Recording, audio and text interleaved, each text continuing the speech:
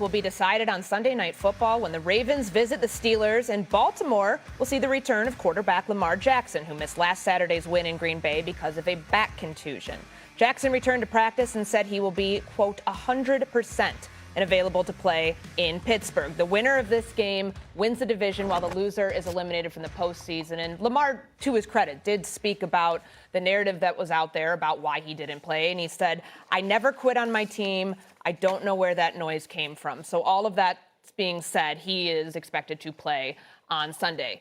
Cam, with the AFC North on the line, who has more pressure on them? Is it Aaron Rodgers or is it Lamar Jackson? I'm going with Aaron Rodgers, and it's not even close. Why?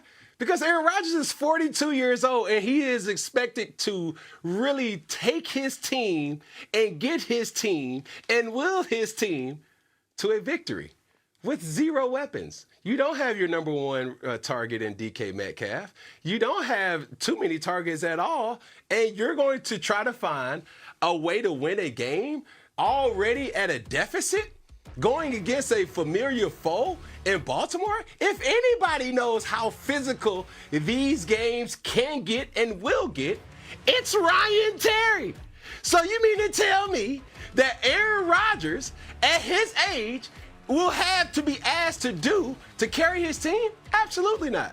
When you look at a Lamar Jackson team, wake up, Ryan Terry, I'm speaking. When you look at a Lamar Jackson-led team, Lamar Jackson has King Henry. And Derrick Henry is coming off an explosive game. He doesn't need, or he isn't asked to do the same thing. So to that question, more pressure, it is Aaron Rodgers, because Aaron Rodgers knows, and we all know as fans and have marveled over his play for his whole career, he's not at an ability to lead his team like he once did. Does he still have enough? That's pressure there.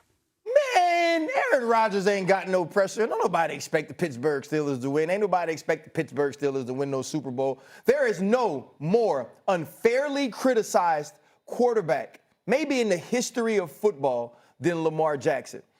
When Lamar Jackson doesn't play, Lamar Jackson is being asked if he quit on his team, does he want to be out there? Would you ask that of guys who won 2 MVPs like Patrick Mahomes? Oh, wait, maybe would you ask that of a guy that won 1 MVP like Josh Allen? Oh, no. How about we ask a guy who's won 0 MVPs like Joe Burrow? Because these people seem uncriticizable, even if they don't play well. No one says it's on them. No one says they don't want to play. Everyone talks about how everything around them is failing. But for Lamar Jackson, it's different. When Lamar Jackson is injured, when Lamar Jackson is beat up, when Lamar Jackson isn't performing at a level that we're used to seeing a 2-time MVP perform, and an All-Pro last year who came in second in MVP voting, now that's an issue. Now all of a sudden, the Baltimore Sun has all of this inside information that clearly they didn't have before this year when he was hurt, that they can release about what type of person he is around the building. And now there's a rift between him and John Harbaugh. Every mic'd up I've ever seen of John Harbaugh, he's been nothing but eternally supportive of Lamar Jackson because he knows what type of dude he is. Lamar Jackson is being asked, does he even want to be a Baltimore Raven anymore? And all the man is trying to do is prepare for this week. The Baltimore Ravens were thought to have the best roster in football this year. The Baltimore Ravens have a Hall of Fame running back. They have Zay Flowers, who is a Pro Bowl wide receiver. You have 2 tight ends that can absolutely go, in Andrews and Likely. And you got a fullback in Patrick Ricard that is big as this freaking studio. They expect Lamar Jackson to win. If Lamar Jackson doesn't win, nobody's going to talk about all the deficiencies on the Baltimore Ravens team. They're going to talk about him. If the Pittsburgh Steelers lose, we're going to be talking about Mike Tomlin. Aaron Rodgers has 0 pressure on him. So real quick here, Cam, before I get you to jump in, what is the conversation Monday morning about Lamar Jackson specifically if he loses, considering you think that he's got the most pressure on him? I think it depends on who's having the conversation. For the people when you're back here on First Take next week, have that conversation, what do you think it will be? The conversation is going to be, can you trust Lamar Jackson in the biggest pressurized moments? Because everybody knows how great Lamar Jackson is. Everyone knows how talented. You can't say that.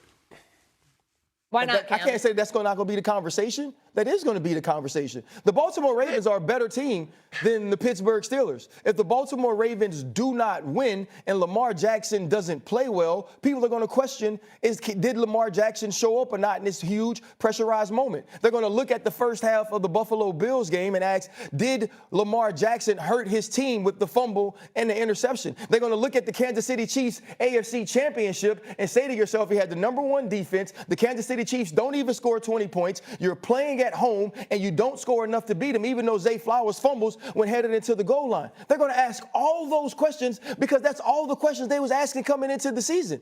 And so if you don't beat a DK-list, Aaron Rodgers-led Pittsburgh Steelers team, and you don't play well against this defense that has given up cookies oftentimes this year, you don't think people are going to ask about Lamar Jackson?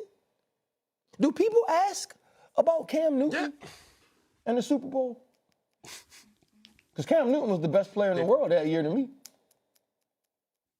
Yeah. But what I would say, Ryan Terry, I love where you at right now. You're making, some points that if you don't know ball, you may not have a rebuttal.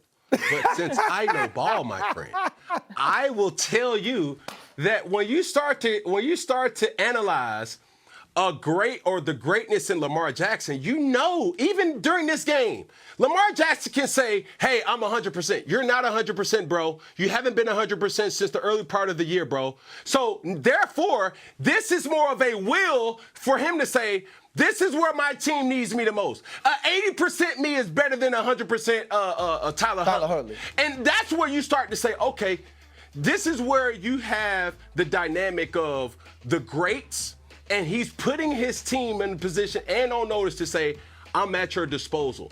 Now, has he had some misfortune in his career? Absolutely. But to say he don't show up in big moments, that's all subjective to if Mark Andrews catches the pass. That's all subjective if everybody else does their job. Now, there's been times where, in the famous words of Stephen Anthony, it better not be you. It has been him sometimes. He has showed up. He has not always got the help from others. I agree with that. But I agree with that, though, Cam. My question to you is this, though. Is it unfair to say that quarterbacks with that level of greatness have higher expectations? Is it unfair to say that? Absolutely. So you don't think they get to say? Oh, it's fair to say. Okay, go ahead. I'm sorry. It's fair to say, but understanding what pressure looks like, bro. I've been on teams, and I'm not trying to disrespect none of my teammates or anything. I've been on teams where I literally have to come to the sideline and be like, damn, I got to do everything. And it's a different type of reality when you go into a sideline and you start to say, hey, bro, I need you. And that bro is Zay Flowers. That bro is Derrick Henry. That bro is Isaiah Likely. That bro is Mark Andrews. That damn, I got to do everything is going to be Aaron Rodgers at the age of 42. When he starts to come on the sideline, it's like, dang, bro, I got to literally do everything. I don't have no help. That's what you really call pressure, bro. And that's what I'm trying to get you to understand. Hey, he had a flashback. Hey, you went Leon on us. Leon can't do everything. Leon, you fumbled the ball 3 times, bro, and you lost the turnover. Well, I can't recover it. Leon can't do everything. And Cam, to your point, obviously we don't know if Aaron Rodgers is going to play beyond this season, so the pressure element of this might be it could very well feed into that for the Pittsburgh Steelers quarterback on